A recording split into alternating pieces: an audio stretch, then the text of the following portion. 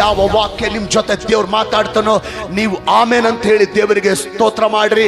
ಮತ್ತು ಇದುವರೆಗೂ ನಮ್ಮ ಯೂಟ್ಯೂಬ್ ಚಾನಲ್ಗೆ ಯಾರಾದರೂ ಸಬ್ಸ್ಕ್ರೈಬ್ ಆಗಿಲ್ಲ ಅಂದರೆ ಇವತ್ತೇ ನೀವು ಸಬ್ಸ್ಕ್ರೈಬ್ ಆಗುವಂಥ ಪ್ರಯತ್ನ ಮಾಡ್ರಿ. ಮತ್ತು ನಿಮ್ಮ ಏನಾದರೂ ಪ್ರಾರ್ಥನಾ ಮನವಿಗಳಿದ್ರೆ ನೀವು ಕಮೆಂಟ್ ಜಾಗದಲ್ಲಿ ನಿಮ್ಮ ಪ್ರಾರ್ಥನಾ ಮನವಿಗಳನ್ನು ತಿಳಿಸಿ. ಖಚಿತವಾಗಿ ತಪ್ಪದೆ ನಾವು ನಿಮಗೋಸ್ಕರವಾಗಿ ಪ್ರಾರ್ಥನೆ ಮಾಡ್ತಾ ಇದ್ದೀವಿ. ಯಾವ್ಯಾವ ಜಿಲ್ಲೆಗಳಿಂದ, ಯಾವ್ಯಾವ ತಾಲೂಕುಗಳಿಂದ, ಯಾವ್ಯಾವ ಪಟ್ಟಣಗಳಿಂದ ಈ ವಾಕ್ಯನ ವೀಕ್ಷಿಸ್ತಾ ಇದ್ದೀರೋ ಆ ಪಟ್ಟಣಗಳ ಹೆಸರು ಬರೆದು ದೇವರಿಗೆ ಸ್ತೋತ್ರ ಮಾಡ್ರಿ. ಆ ಪಟ್ಟಣಕ್ಕಾಗಿ, ನಿಮ್ಮ ಕುಟುಂಬಕ್ಕಾಗಿ, ನಿಮ್ಮ ಪ್ರತಿ ಪ್ರಾರ್ಥನಾ ಮನವಿಗಳಿಗೋಸ್ಕರ ತಪ್ಪದೆ ನಾವು ಪ್ರಾರ್ಥನೆ ಮಾಡುವಂಥವರಾಗಿದ್ದೇವೆ. ಪ್ರಾರಂಭದಿಂದ ನೀವು ಜಾಯ್ನ್ ಆದಂಥವ್ರು ಮಧ್ಯದಲ್ಲಿ ಕಟ್ ಆಗುವಂಥ ಪ್ರಯತ್ನ ಮಾಡಬೇಡ್ರಿ. ದೇವ್ರ ವಾಕ್ಯ ಕೇಳ್ರಿ, ಆಶೀರ್ವದಿಸಲ್ಪಟ್ಟು ನೀವು ಹೋಗ್ತಾ ಇದ್ದೀರಿ.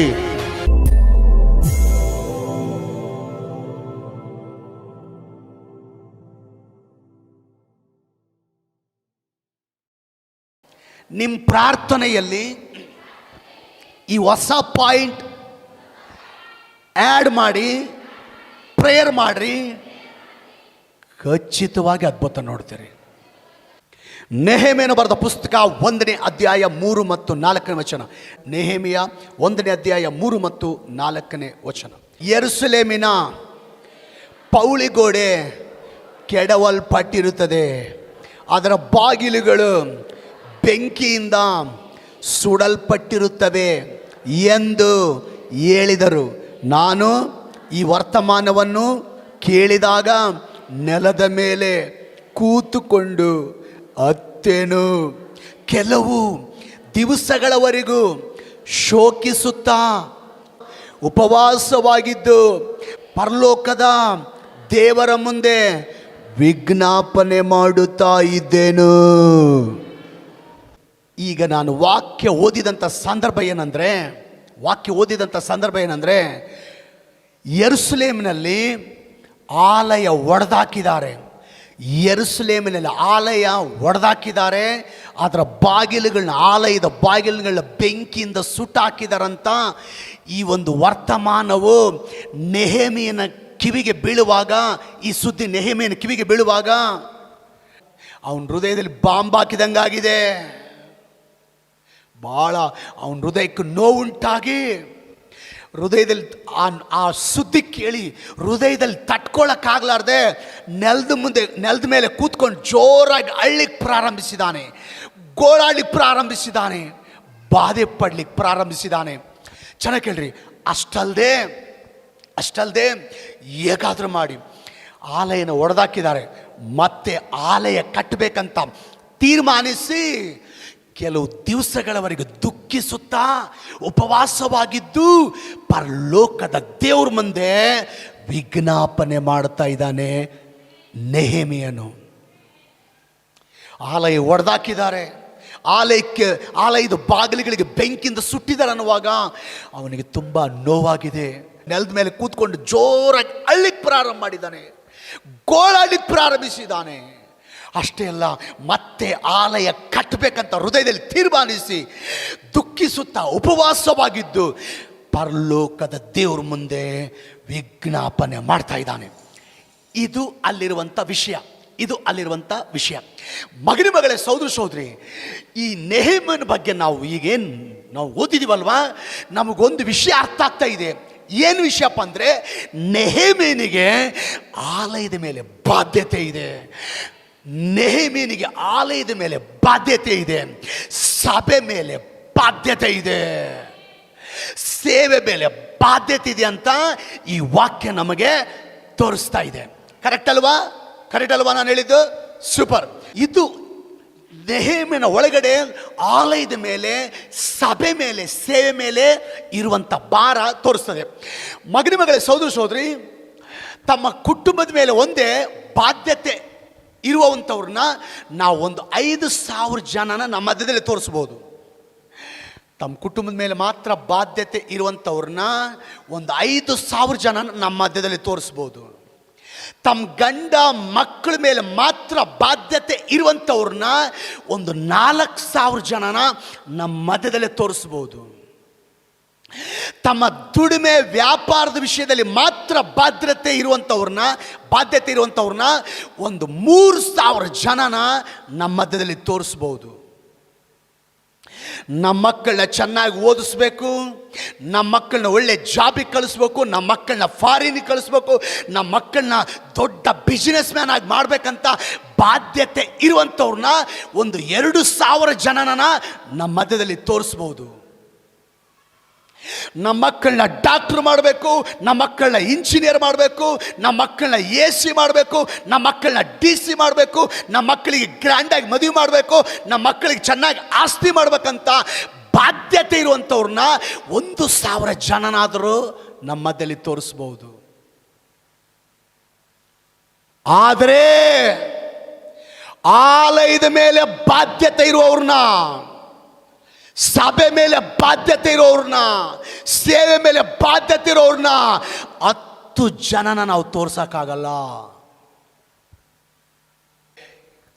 ನಮ್ಮ ಕುಟುಂಬ, ನಮ್ಮ ಮಕ್ಕಳು, ನಮ್ಮ ದುಡಿಮೆ, ನಮ್ಮ ವ್ಯಾಪಾರ ಅಂತೇಳಿ ನಾವು ಬಾಧ್ಯತೆ ತಗೋಬಾರ್ದಂತ ಹೇಳ್ತಾ ಇಲ್ಲ. ಕುಟುಂಬದ ಮೇಲೆ ಬಾಧ್ಯತೆ ತಕ್ಕೋಬೇಕು, ಗಂಡ ಮಕ್ಕಳ ಮೇಲೆ ಬಾಧ್ಯತೆ ತಕ್ಕೋಬೇಕು, ದುಡಿಮೆ ವ್ಯಾಪಾರಗಳ ಮೇಲೆ ಬಾಧ್ಯತೆ ತಕ್ಕೋಬೇಕು, ಜಾಬ್ ಮೇಲೆ ಬಾಧ್ಯತೆ ತಕ್ಕೋಬೇಕು. ಆದರೆ ಬರೇ ಕುಟುಂಬ, ಮಕ್ಕಳು, ದುಡಿಮೆ, ವ್ಯಾಪಾರ ಅಂತ ಅದ್ರ ಮೇಲೆ ಒಂದೇ ಬಾಧ್ಯತೆ ತಕ್ಕೊಳ್ಳೋದಲ್ಲ, ಅದ್ರ ಜೊತೆಯಲ್ಲಿ ಆಲಯದ ಮೇಲೇನೂ, ಸಭೆ ಮೇಲೇನೂ, ಸೇವೆ ಮೇಲೇನೂ ಕೂಡ ಬಾಧ್ಯತೆ ತಕ್ಕೋಬೇಕು.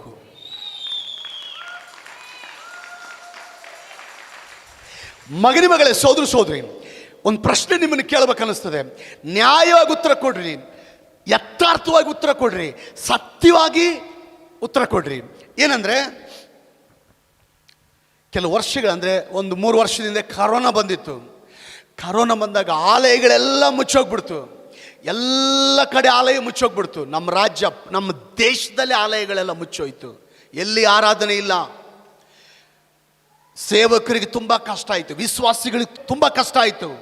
ಯಾಕಂದರೆ ಆರಾಧನೆ ನಿಂತೋಗ್ಬಿಡ್ತು, ಆಲಯಗಳೆಲ್ಲ ಮುಚ್ಚೋಗ್ಬಿಟ್ಟು ಅಂತ ತುಂಬ ಕಷ್ಟ ಆಯಿತು.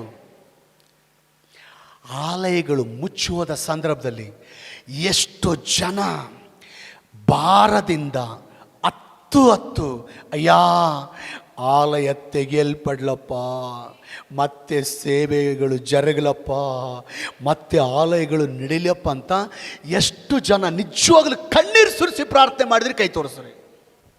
ಇನ್ನೊಂದು ವಿಷಯ ಹೇಳ್ತೀನಿ. ಮಣಿಪುರ ಅಂತ ನಮ್ಮ ಒಂದು ರಾಜ್ಯ, ನಮ್ಮ ದೇಶದಲ್ಲಿ, ಭಾರತ ದೇಶದಲ್ಲಿ ಇದೊಂದು ರಾಜ್ಯ. ಇಲ್ಲಿ ಎಷ್ಟೋ ಮಂದಿನ ಹಂಗೆ ದೇವ್ರಿಗೆ ಸ್ತೋತ್ರ, ಎಷ್ಟೋ ಮಂದಿ ವಿಶ್ವಾಸಿಗಳನ್ನ ಕೊಂದಾಕಿದ್ದಾರೆ,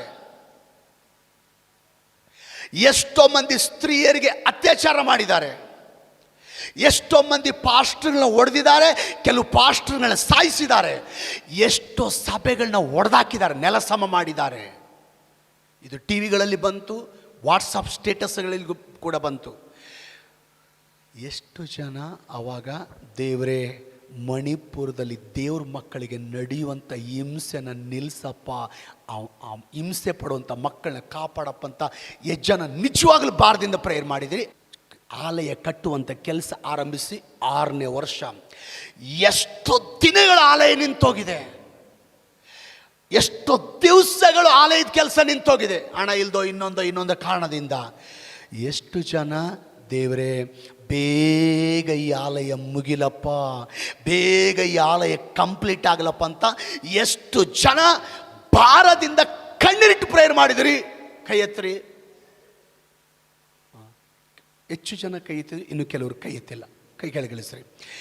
ಮಗನಿ ಮಗಳೇ, ಸಹೋದರ ಸಹೋದರಿ, ಆಲಯದ ಮೇಲೆ ನಮಗೆ ಬಾಧ್ಯತೆ ಇರಬೇಕು, ಸೇವೆ ಮೇಲೆ ನಮಗೆ ಬಾಧ್ಯತೆ ಇರಬೇಕು, ಸಭೆ ಮೇಲೆ ನಮಗೆ ಬಾಧ್ಯತೆ ಇರಬೇಕು, ಸುವಾರ್ಥ ವಿಷಯದಲ್ಲಿ ನಮಗೆ ಬಾಧ್ಯತೆ ಇರಬೇಕು, ಆತ್ಮಗಳ ವಿಷಯದಲ್ಲಿ ನಮಗೆ ಬಾಧ್ಯತೆ ಇರಬೇಕು. ಇನ್ನೊಂದು ವಿಷಯ ಏನಂದ್ರೆ, ಬಹಳ ಜನ ವಿಶ್ವಾಸಿಗಳು ಮಳೆ ಇಲ್ದಾಗ ಮಳೆ ಕೊಡಪ್ಪ ಅಂತ ಪ್ರಾರ್ಥನೆ ಮಾಡ್ತಾ ಇದ್ದಾರೆ. ಸಂತಾನ ಇಲ್ದಾಗ ಸಂತಾನ ಕೊಡಪ್ಪ ಅಂತ ಪ್ರಾರ್ಥನೆ ಮಾಡ್ತಾರೆ. ಹಣ ಇಲ್ದಾಗ ಹಣ ಕೊಡಪ್ಪ ಅಂತ ಪ್ರಾರ್ಥನೆ ಮಾಡ್ತಾರೆ. ದುಡಿಮೆ ವ್ಯಾಪಾರಗಳಿಲ್ದಾಗ ದುಡಿಮೆ ವ್ಯಾಪಾರ ಕೊಡಪ್ಪ ಅಂತ ಪ್ರಾರ್ಥನೆ ಮಾಡ್ತಾರೆ. ಆರೋಗ್ಯ ಇಲ್ದಾಗ ಆರೋಗ್ಯ ಕೊಡಪ್ಪ ಅಂತ ಪ್ರಾರ್ಥನೆ ಮಾಡ್ತಾರೆ.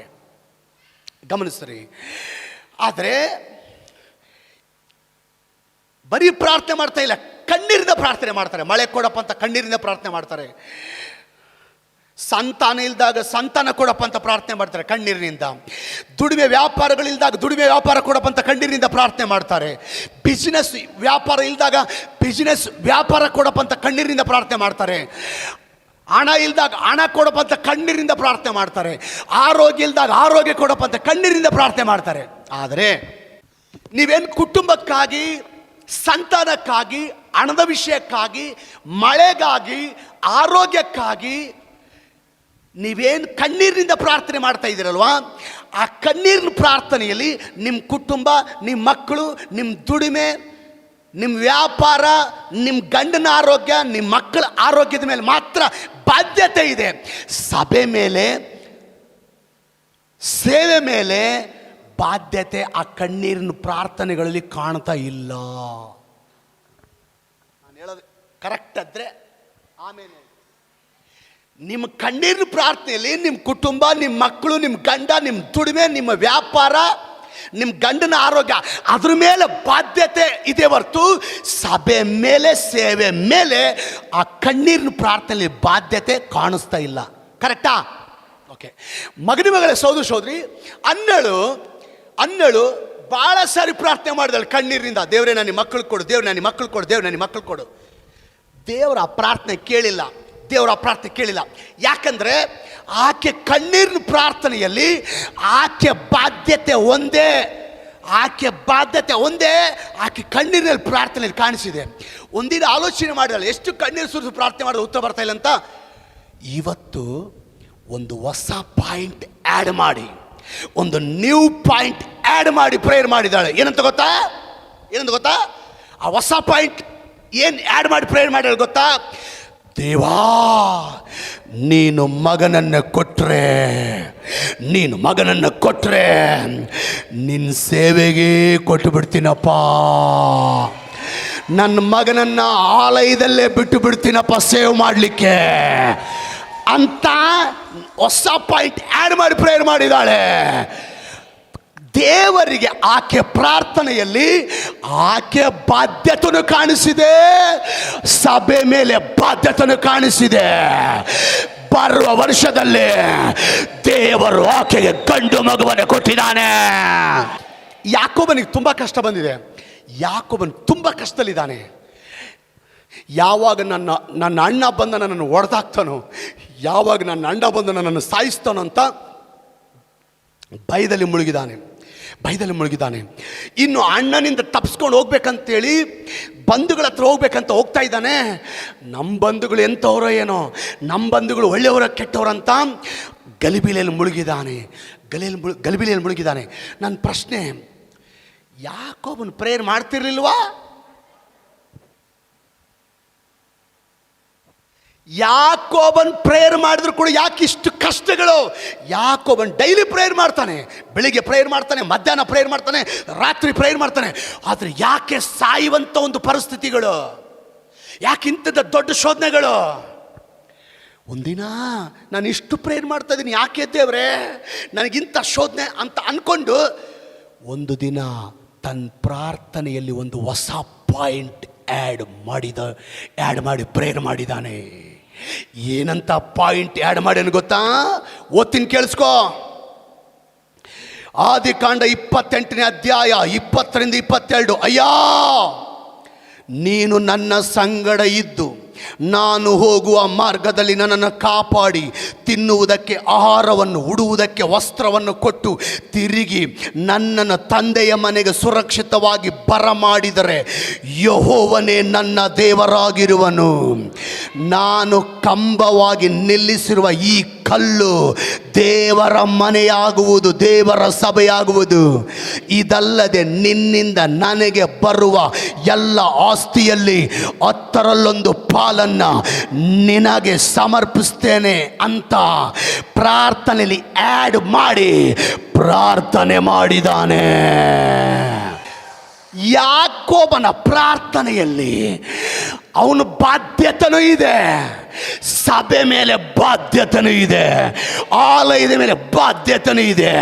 ದೇವರನ್ನು ಇದನ್ನು ನೋಡಿ ಯಾಕೋಬನಿಗೆ ಕುರಿಗಳನ್ನು ಕೊಟ್ಟು, ಪಶುಗಳನ್ನು ಕೊಟ್ಟು, ಹೆಚ್ಚಾಗಿ ಆಸ್ತಿಯನ್ನು ಕೊಟ್ಟು ಆಶೀರ್ವಾದ ಮಾಡಿದ್ದಾರೆ. ಅವನ ಪ್ರಾರ್ಥನೆಯಲ್ಲಿ ಬರೀ ಅವನ ಬಾಧ್ಯತೆ ಮಾತ್ರ ಇತ್ತು, ಆಲಯದ ಮೇಲೆ ಬಾಧ್ಯತೆ.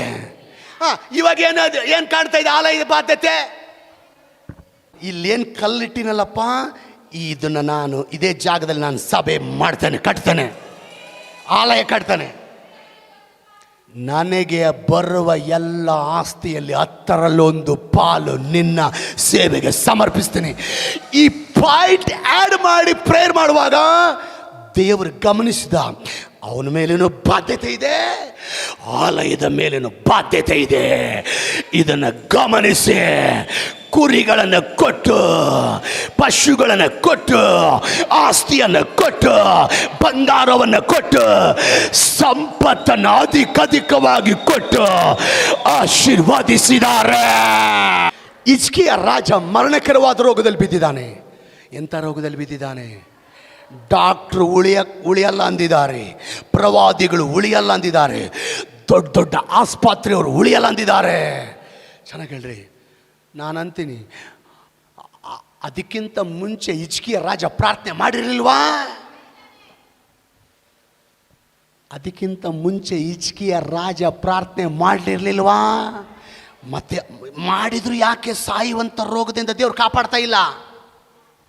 ಇವತ್ತು ಒಂದು ದಿನ ಒಂದು ಹೊಸ ಪಾಯಿಂಟ್ ಆ್ಯಡ್ ಮಾಡಿ ಪ್ರಾರ್ಥನೆ ಮಾಡ್ಲಿಕ್ಕೆ ಸ್ಟಾರ್ಟ್ ಮಾಡಿದ್ದಾನೆ. ಏನು ಹೊಸ ಪಾಯಿಂಟ್ ಗೊತ್ತಾ? ಅಯ್ಯ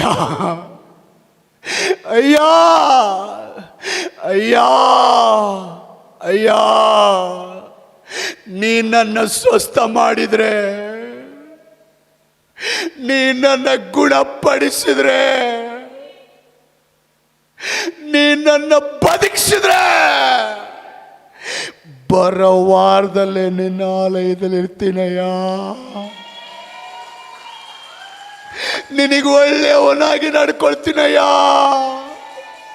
ನಿನಗೆ ಭಯ ಭಕ್ತಿಯುಳ್ಳವನಾಗಿ ನಡ್ಕೊಳ್ತೀನಯ್ಯ. ದೇವರಿಗೆ ಪ್ರಾರ್ಥನೆಯಲ್ಲಿ ಅವನ ಮೇಲೇನು ಬಾಧ್ಯತೆ ಕಾಣಿಸಿದೆ, ಆಲಯದ ಮೇಲೇನು ಬಾಧ್ಯತೆ ಕಾಣಿಸಿದೆ. ಮಾನ್ಯತೆಯಿಂದಲೇ ದೇವರು ಸ್ವಸ್ಥಪಡಿಸಿದ್ದಾನೆ. ಮುಂದಿನ ಭಾನುವಾರ ಆಲಯದಲ್ಲಿ ಹಿಜ್ಕೀಯ ರಾಜ ದೇವರನ್ನ ಆರಾಧಿಸ್ತಾ ಇದ್ದಾನೆ. ಎಸ್ತೇರಳ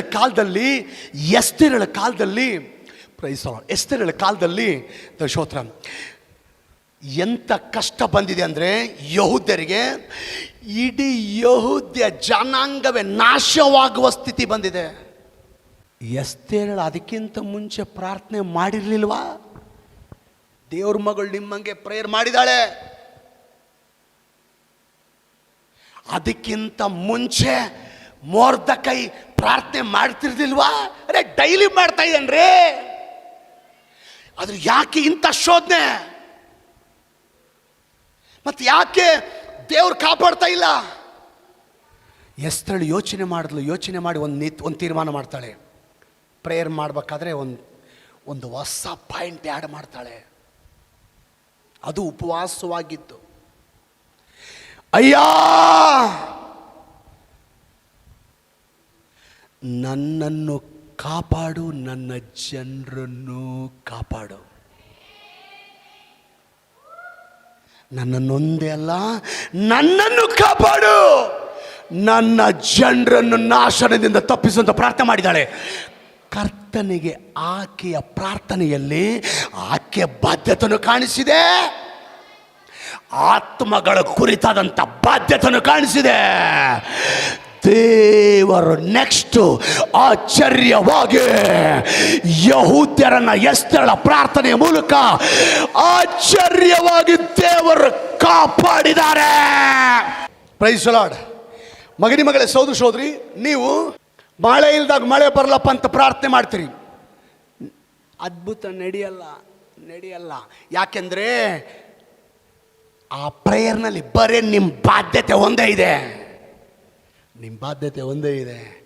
ದೇವಾ, ಒಳ್ಳೆ ಮಳೆ ಬಂದರೆ, ಒಳ್ಳೆ ಬೆಳೆ ಬಂದರೆ, ಆ ಬೆಳೆಯಲ್ಲಿ 10ರಲ್ಲೊಂದು ಪಾಲು ನಿನ್ನ ಆಲಯಕ್ಕೆ ಸಮರ್ಪಿಸ್ತೀನಯ್ಯ. ನಿನ್ನ ಮಂದಿರಕ್ಕೆ ನಾನು 10ರಲ್ಲಿ ಒಂದು ಪಾಲು ಸಮರ್ಪಿಸ್ತೇನೆ ಅಂತ ಈ ಹೊಸ ಪಾಯಿಂಟ್ ಆಡ್ ಮಾಡಿ ಪ್ರೇಯರ್ ಮಾಡು. ದೇವರ ಅದ್ಭುತ ಮಾಡ್ತಾನೆ. ಸಂತಾನಕ್ಕಾಗಿ ಪ್ರಾರ್ಥಿಸ್ತಾ ಇದೀಯಾ? ನಡೆಯಲ್ಲ. ಸಂತಾನಕ್ಕಾಗಿ ಪ್ರಾರ್ಥನೆ ಮಾಡ್ತಾ ಇದೀಯಾ? ಆ ಪ್ರಾರ್ಥನೆ ಕೆಲವು ಸಾರಿ ದೇವ್ರು ಕೇಳಲ್ಲ. ಈಗ ಒಂದು ಮಾತು ಹೇಳ್ತೀನಿ ಕೇಳು. ಒಂದು ಹೊಸ ಪಾಯಿಂಟ್ ಆ್ಯಡ್ ಮಾಡಿ ಪ್ರೇಯರ್ ಮಾಡು. ಈ ಪಾಯಿಂಟ್ ಆ್ಯಡ್ ಮಾಡಿ ಪ್ರೇಯರ್ ಮಾಡು. ಏನಂತ ಗೊತ್ತಾ? ಅಯ್ಯ, ನಿನ್ನ ಮಗನನ್ನು ಕೊಟ್ರೆ, ನಿನ್ನ ಮಗನನ್ನು ಕೊಟ್ರೆ, ನೀನು ಮಗನನ್ನು ಕೊಟ್ರೆ ನಿನ್ನ ಮಗನಾಗಿ ನಾನು ಬೆಳೆಸ್ತೀನಪ್ಪ. ವಾರ ವಾರ ಆಲಯ ಕರ್ಕೊಂಬರ್ತೀನಪ್ಪ. ನಿನಗೆ ಪ್ರಯೋಜನವಾಗಿ ಬೆಳೆಸ್ತೀನಪ್ಪ. ಸಾಧ್ಯವಾದ್ರೆ ನಿನ್ನ ಸೇವೆಗೂ ಕೂಡ ಕೊಡ್ತೀನಪ್ಪ. ಈ ಪಾಯಿಂಟ್ ಆಡ್ ಮಾಡು. ಈ ಪಾಯಿಂಟ್ ಆಡ್ ಮಾಡು. ದೇವರು ನಿನ್ನ ಪ್ರಾರ್ಥನೆಯಲ್ಲಿ ನಿನ್ನ ಮಗನ ಬಗ್ಗೆನೂ ಬಾಧ್ಯತೆ ಇರೋದು ನೋಡಿ, ಆಲಯದ ಮೇಲೆ ಬಾಧ್ಯತೆ ಇರೋದು ನೋಡಿ, ಅನ್ನಳಿಗೆ ಸಂತಾನ ಕೊಟ್ಟ ದೇವರು ನಿನಗೂ ಸಂತಾನ ಕೊಡ್ತಾನೆ. ಅನಾರೋಗ್ಯದಿಂದ ಆಸ್ಪತ್ರೆಯಲ್ಲಿ ಹಾಸಿಗೆಯಲ್ಲಿ ಬಿದ್ದಿದೆಯಾ? ಪ್ರೇಯರ್ ಮಾಡ್ತಾ ಇದ್ದೀವಿ, ದೇವ್ರು ನನ್ನ ಸ್ವಸ್ಥ ಮಾಡು, ದೇವ್ರು ನನ್ನ ಸ್ವಸ್ಥ ಮಾಡು, ದೇವ್ರು ನನ್ನ ಸ್ವಸ್ಥ ಮಾಡು. ಏನು ನಡೆಯಲ್ಲ. ದೇವ್ರು ನನ್ನ ಸ್ವಸ್ಥ ಮಾಡು. ಯಾಕೆಂದರೆ ನಿನ್ನ ಪ್ರೇಯರ್ನಲ್ಲಿ ಬರೀ ನಿನ್ನ ಮೇಲೆ ಮಾತ್ರ ಬಾಧ್ಯತೆ ಇದೆ. ಸ್ವಸ್ಥವಾಗಿ ಬಂದು ಏನು ಮಾಡ್ತೀಯ? ಈ ಪಾಯಿಂಟ್ ಆ್ಯಡ್ ಮಾಡಿ, ಈ ಪಾಯಿಂಟ್ ಆ್ಯಡ್ ಮಾಡಿ ಪ್ರೇಯರ್ ಮಾಡು. ಏನಂತ? ಅಯ್ಯ, ನೀ ನನ್ನ ಸ್ವಸ್ಥ ಮಾಡಿದರೆ, ನೀ ನನ್ನ ಗುಣ ಮಾಡಿದರೆ, ನೀ ನನ್ನ ವಾಸಿ ಮಾಡಿದರೆ, ನೀ ನನ್ನ ಜೀವನದಲ್ಲಿ ಅದ್ಭುತ ಮಾಡ್ರೆ, ನೀ ನನಗೆ ಆರೋಗ್ಯ ಕೊಟ್ರೆ, ದೇವರು ಇಂಥ ಅದ್ಭುತ ನನ್ನ ಜೀವನದಲ್ಲಿ ಮಾಡ್ಯಾನಂತ ಅನೇಕರಿಗೆ ಸಾಕ್ಷಿ ಹೇಳ್ತೀನಪ್ಪ. ಅನೇಕರಿಗೆ ನಾನು ಸಾಕ್ಷಿ ಹೇಳ್ತೀನಪ್ಪ. ನೀನು ಮಾಡಿದ ಅದ್ಭುತನ ಅನೇಕರಿಗೆ ಸಾರಿ ಅನೇಕರನ್ನ ನಿನ್ನ ಆಲಯಕ್ಕೆ ನಡೆಸ್ತೀನಪ್ಪ, ರಕ್ಷಣೆಗೆ ನಡೆಸ್ತೀನಪ್ಪ ಅಂತ ಪ್ರೇಯರ್ ಮಾಡು. ನಿನ್ನ ಬಾಧ್ಯತೆಯನ್ನು ದೇವ್ರು ನೋಡಿ, ಆಲಯದ ಮೇಲಿನ ಬಾಧ್ಯತೆ ನೋಡಿ, ಮಾರನೇ ದಿನಾನೇ ಆಸ್ಪತ್ರೆಯಿಂದ ಡಿಸ್ಚಾರ್ಜ್ ಆಗುವಂತೆ నా దేవుడు కార్యం చేస్తాడు. ನನ್ನ ದೇವರು ಕಾರ್ಯ ಮಾಡ್ತಾರೆ. ದುಡಿಮೆ ವ್ಯಾಪಾರ ಕೊಡಪ್ಪ ಅಂತ ಪ್ರಾರ್ಥನೆ ಮಾಡ್ತೀಯಾ? ಏನು ಕೊಡ್ಬೇಕು? ದುಡಿಮೆ ವ್ಯಾಪಾರ ನಿನಗೆ. ಆ ಪ್ರಾರ್ಥನೆಗೆ ಅದ್ಭುತ ನಡೆಯಲ್ಲ. ದೇವಾ, ನೀನು ಒಳ್ಳೆ ದುಡಿಮೆ ಕೊಟ್ಟರೆ, ಒಳ್ಳೆ ಬಿಸ್ನೆಸ್ ಕೊಟ್ಟರೆ, ಒಳ್ಳೆ ವ್ಯಾಪಾರ ಕೊಟ್ಟರೆ, ನಿನ್ನ ಆಲಯ ಕಟ್ತೀನಪ್ಪ, ನಿನ್ನ ಆಲಯ ಕಟ್ತೀನಪ್ಪ, ನಿನ್ನ ರಾಜ್ಯ ಕಟ್ತೀನಪ್ಪ ಅಂತ ಈ ಪಾಯಿಂಟ್ ಆ್ಯಡ್ ಮಾಡಿ ಪ್ರೇಯರ್ ಮಾಡು. ನಿನ್ನ ಮೇಲೆ ಬಾಧ್ಯತೆ ನೋಡಿ, ಆಲಯದ ಮೇಲೆ ನಿನಗಿರುವ ಬಾಧ್ಯತೆ ನೋಡಿ, ದೇವರು ನಿನ್ನ ದುಡಿಮೆಗಳನ್ನು, ಬಿಸ್ನೆಸ್ಗಳನ್ನು ಆಶೀರ್ವಾದ ಮಾಡ್ತಾರೆ. ಜಾಬ್ ಕೊಡಪ್ಪ ಅಂತ ಪ್ರಾರ್ಥಿಸ್ತಾ ಇದ್ದೀರಾ? ಜಾಬ್ ಕೊಡಪ್ಪ ಅಂತ ಪ್ರಾರ್ಥಿಸ್ತಾ ಇದ್ದೀರಾ?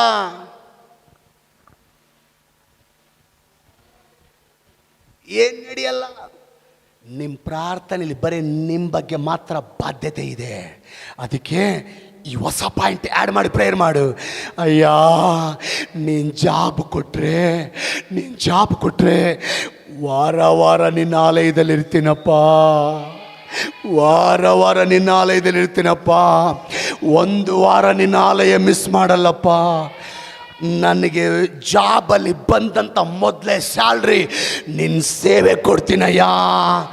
ಪ್ರತಿ ತಿಂಗಳು ದಶಮ ಭಾಗ ಕಾಣಿಕೆ ಮಿಸ್ ಮಾಡಲ್ಲಯ್ಯ. ಈ ಪಾಯಿಂಟ್ ಆ್ಯಡ್ ಮಾಡಿ ಪ್ರೇಯರ್ ಮಾಡು. ಬರುವ ದಿನಗಳಲ್ಲಿ, ಬರುವ ತಿಂಗಳಲ್ಲಿ ಆ ಜಾಬ್ ನಿನ್ನ ಕೈ ಸೇರುವಂತೆ ನನ್ನ ದೇವರು ಕಾರ್ಯ ಮಾಡ್ತಾರೆ. ಆಮೇನ್. ಪಕ್ಕದವ್ರಿಗೆ ಕೈ ಕೊಟ್ಟು ಹೇಳ್ರಿ, ನಿನ್ನ ಪ್ರಾರ್ಥನೆಯಲ್ಲಿ ಬರೇ ನಿನ್ನ ಬಗ್ಗೆ ಮಾತ್ರ ಬಾಧ್ಯತೆ ಇರಬಾರ್ದು, ಆಲಯದ ಮೇಲೇನು ಸೇವೆ ಮೇಲೇನು ಬಾಧ್ಯತೆ ಇದ್ರೆ ಖಚಿತವಾಗಿ 100% ನಾನು ಹೇಳಲ್ಲ, నా దేవుడు చెప్తున్నాడు, ಅದ್ಭುತ ಜರುಗುತ್ತೆ. ನಾವು ಹಳೆ ಆಲಯ ಕಟ್ತಾ ಇದ್ವಿ. ಅಂದರೆ ಈ ಆಲಯ ಅಲ್ಲ, ಇದಕ್ಕಿಂತ ಮುಂಚೆ ಈ ಜಾಗದಲ್ಲಿ ಇನ್ನೊಂದು ಆಲಯ ಇತ್ತು. ಅದು 120 ಅಡಿ ಉದ್ದ, 50 ಅಡಿ ಆಗಲ್ಲ. ಅದನ್ನ ಒಡೆದಾಕಿದ್ವಿ. ಅದನ್ನು ಕಟ್ಟಬೇಕಾದ್ರೆ ಕಟ್ಟೋದಕ್ಕಿಂತ ಮುಂಚೆ ಶಾಮಿಯಾನದಲ್ಲಿ ಆರಾಧನೆ ಮಾಡ್ತಿದ್ವಿ. ಶಾಮಿಯಾನ ಹಾಕ್ಕೊಂಡು ಆರಾಧನೆ ಮಾಡ್ತಿದ್ವಿ.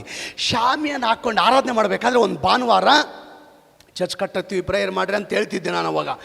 ಆವಾಗ ಒಂದು ಏಡ್ಸ್ ರೋಗಿ ಬಂದಾನ. ಆತ ಏನು ಕೆಲಸ ಮಾಡ್ತಾನಂದರೆ, ಕಲ್ಲು ಹೊಡೆದು, ಬುನಾದಿ ಕಲ್ಲು, ಸೈಜ್ ಕಲ್ಲು ಹೊಡೆದು ಮಾರಿ ಅದರಿಂದ ಅವ್ರು ಜೀವನ ಮಾಡ್ತಾರೆ. ಕಲ್ಲುಗಳನ್ನು ಒಡೆಯೋದು ಜೀವನ ಮಾಡುವಂಥ ವ್ಯಕ್ತಿ. ಆತ ಏಡ್ಸ್ ರೋಗ ಬಂದು ಯಾರೋ ನಿಮ್ಮಂಥವ್ರು ಸುವಾರ್ತೆ ಹೇಳಿದ್ರೆ, ಸುವಾರ್ತೆ ಹೇಳಿ ಆಲಯ ಕರ್ಕೊಂಬಂದಿದ್ದಾರೆ. ನಾವು ಆಲಯ ಕಟ್ಟಬೇಕು, ನಾವು ಶಾಮಿಯಾನದಲ್ಲೇ ಪ್ರೇಯರ್ ಮಾಡ್ತೀವಿ, ನಮಗೊಂದು ಆಲಯ ಕೊಡಂಗೆ ಪ್ರೇಯರ್ ಮಾಡಿರಿ ಅಂದರೆ ಈ ವ್ಯಕ್ತಿ ಕೇಳಿಸ್ಕೊಂಡನ.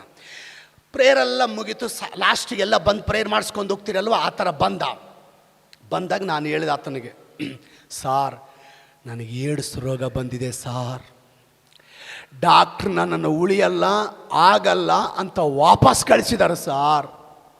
ಮೆಡಿಷನ್ ತಿಂತಾ ಇದ್ದೀನಿ ಸಾರ್, ನನಗೇನು ಪ್ರಯೋಜನ ಆಗ್ತಾ ಇಲ್ಲ ಸರ್, ತುಂಬ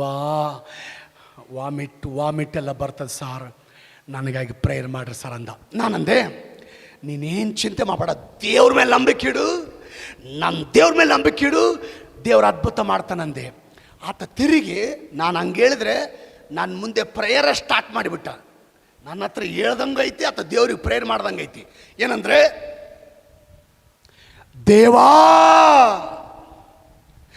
ನೀನು ನನ್ನ ಸ್ವಸ್ಥ ಮಾಡಿದರೆ, ನಿಜ ನನ್ನ ಹತ್ರ ಮಾತಾಡ್ತಾ ಪ್ರೇಯರ್ ಮಾಡ್ತಾ ಇದ್ದೇನೆ. ದೇವಾ ನೀನು ನನ್ನ ಸ್ವಸ್ಥ ಮಾಡಿದರೆ, ನೀ ನನ್ನ ಬದುಕಿಸಿದ್ರೆ, ನನ್ನನ್ನು ಈ ಭಯಂಕರವಾದ ರೋಗದಿಂದ, ಏಡ್ಸ್ ರೋಗದಿಂದ ನನ್ನನ್ನು ಕಾಪಾಡಿದರೆ, ಸಾಯವರೆಗೂ ನಿನ್ನ ಆಲಯದಲ್ಲಿ ಇರ್ತೀನಯ್ಯ. ಅಷ್ಟೇ ಅಲ್ಲ, ಈ ಆಲಯ ಕಟ್ತೀವಂತ ಪಾಸ್ಟರ್ ಇವತ್ತು ಆಲಯದಲ್ಲಿ ಅನೌನ್ಸ್ಮೆಂಟ್ ಮಾಡಿದ್ದಾರೆ. ನನ್ನ ಕೈಯಿಂದಾನೇ ನಾನೇ ಈ ಆಲಯಕ್ಕೆ ಎಷ್ಟು ಕಲ್ಲುಗಳು ಬೇಕೋ ಅಷ್ಟು ಕಲ್ಲುಗಳನ್ನ ನಾನೇ ಹೊಡೆದು ಆಲಯ ಕಟ್ಲಿಕ್ಕೆ ಕೊಡ್ತೀನಯ್ಯ. ಅವನು ಪ್ರಾರ್ಥನೆಯಲ್ಲಿ ಅವನ ಮೇಲೇನೋ ಬಾಧ್ಯತೆ ಕಾಣಿಸಿದೆ, ಆಲಯದ ಮೇಲೇನೋ ಬಾಧ್ಯತೆ ಕಾಣಿಸಿದೆ. ದೇವರಿದನ್ನು ನೋಡಿ ಕೆಲವೇ ತಿಂಗಳಲ್ಲಿ ಆಶ್ಚರ್ಯವಾಗಿ ಏಡ್ಸ್ ರೋಗದಿಂದ ಅದ್ಭುತವಾಗಿ ದೇವರ ಹೊರಗೆ ತಂದು ಸ್ವಸ್ಥ ಮಾಡಿದ್ದಾನೆ. ಅವನು ಸ್ವಸ್ಥತೆ ಹೊಂದಿದ ಮೇಲೆ ಮೊದಲು ಕಟ್ಟಿದ ಆಲಯಕ್ಕೆ ಎಷ್ಟು ಬುನಾದಿಗೆ ಕಲ್ಲುಗಳು ಬೇಕೋ ತಾನೇ ಹೊಡೆದುಕೊಂಡು ಲಾರಿಯಲ್ಲಿ ತುಂಬಿಕೊಂಡು ಆಲಯಕ್ಕೆ ಕೊಟ್ಟಿದ್ದಾನೆ. ಹಲ್ಲೆಲೂಯ. ನಮ್ಮ ಪ್ರಾರ್ಥನೆಯಲ್ಲಿ ನಮ್ಮ ಮೇಲೆ ಒಂದೇ ಬಾಧ್ಯತೆ ಇರಬಾರ್ದು, ಆಲಯದ ಮೇಲೆ ಬಾಧ್ಯತೆ ಇರಬೇಕು. ಡೈಲಿ ಪ್ರೇಯರ್ ಮಾಡ್ರೆ ಆಲಯಕ್ಕೋಸ್ಕರ. ನೀವು ದಿನಾ ಕಣ್ಣೀರು ಸುರಿಸಿ ಆಲಯಕ್ಕಾಗಿ ಪ್ರಾರ್ಥನೆ ಮಾಡ್ತೀರಲ್ವಾ, ದಿನ ಸೇವಕರ ಕುಟುಂಬಕ್ಕಾಗಿ ಪ್ರಾರ್ಥನೆ ಮಾಡ್ತೀರಲ್ವಾ, ದಿನ ಸೇವಕರ ಆರೋಗ್ಯಕ್ಕಾಗಿ ಪ್ರಾರ್ಥನೆ ಮಾಡ್ತೀರಲ್ವಾ, ಆತ್ಮಗಳು ನಮ್ಮ ಜೋಗಳ್ಳಿ ಸುತ್ತಮುತ್ತ ಪ್ರತಿ ಗ್ರಾಮ ರಕ್ಷಣೆಗೆ ಬರಬೇಕಂತ ಪ್ರಾರ್ಥನೆ ಮಾಡ್ತೀರಲ್ವಾ, ನಿಮ್ಮ ಹಳ್ಳಿಗಳಿಗೋಸ್ಕರ ರಕ್ಷಣೆಗೆ ಬರಬೇಕಂತ ಪ್ರಾರ್ಥನೆ ಮಾಡ್ತೀರಲ್ವಾ. ದೇವರು ನಿಮ್ಮ ಹೃದಯದಲ್ಲಿ ಈ ಬಾಧ್ಯತೆ ನೋಡ್ತಾನೆ. ಈ ಬಾಧ್ಯತೆ ನೋಡಿ ನಿಮ್ಮ ಕುಟುಂಬದಲ್ಲಿ ದೇವರ ಅದ್ಭುತಗಳನ್ನು ಮಾಡಲಿಕ್ಕೆ ಪ್ರಾರಂಭಿಸ್ತಾನೆ. ಇಷ್ಟೊತ್ತಿಗೆ ನಿಮಗೆ ಚೆನ್ನಾಗಿ ಅರ್ಥ ಆಗಿರ್ಬೇಕು ಯಾಕೆ ನಮ್ಮ ಪ್ರಾರ್ಥನೆಗೆ ಉತ್ತರ ಬಂದಿಲ್ಲ ಅಂತ. ಬರೇ ನಿಮ್ಮ ಬಾಧ್ಯತೆ ಪ್ರತಿಯೊಬ್ಬರಿಗೆ ಹೇಳ್ರಿ, ಇವತ್ತು ಅಯ್ಯ ಆಲಯದ ವಿಷಯದಲ್ಲಿ ಬಾಧ್ಯತೆ ತಗೊಳ್ತೇನೆ, ಸಭೆ ವಿಷಯದಲ್ಲಿ ಬಾಧ್ಯತೆ ತಗೊಳ್ತೇನೆ, ಆಲಯ ಕಟ್ಟುವ ವಿಷಯದಲ್ಲಿ ಬಾಧ್ಯತೆ ತಗೊಳ್ತೇನೆ, ನಶಿಸಿ ಸುವಾರ್ತೆ ತಿಳಿಯದೆ ನಿತ್ಯ ನರಕಕ್ಕೆ ಹೋಗುವಂಥ ಆತ್ಮಗಳ ವಿಷಯದಲ್ಲಿ ಬಾಧ್ಯತೆ ತಗೊಳ್ತೇನೆ. ನಮ್ಮೂರು ರಕ್ಷಣೆಗೆ ಬರಲಿ ಅಂತ ಬಾಧ್ಯತೆ ತಗೊಳ್ತಾನೆ. ನಮ್ಮ ಬಂಧುಗಳು ರಕ್ಷಣೆಗೆ ಬರಲಿ ಅಂತ ಬಾಧ್ಯತೆ ತಗೊಳ್ತಾನೆ. ರಕ್ಷಣೆ ಹೊಂದಿದಿರುವಂಥ ನಮ್ಮ ಕುಟುಂಬಸ್ಥರು ರಕ್ಷಣೆಗೆ ಬರಬೇಕಂತ ಬಾಧ್ಯತೆ ತಗೊಳ್ತಾನೆ. ಸೇವಕರಿಗೆ ಪಾಸ್ಟರ್ ಸೇವಕರ ಕುಟುಂಬಕ್ಕೆ ಆರೋಗ್ಯ ವಿಷಯದಲ್ಲಿ ಪ್ರಾರ್ಥನೆ ಮಾಡಲಿಕ್ಕೆ ಬಾಧ್ಯತೆ ತಗೊಳ್ತಾನೆ. ಆ ಬಾಧ್ಯತೆ ನಿಮ್ಮಲ್ಲಿ ಬರುವಾಗ ನಾಳೆನೆ ದೇವರ ಅದ್ಭುತ ಮಾಡಲಿಕ್ಕೆ ಪ್ರಾರಂಭಿಸ್ತಾನೆ.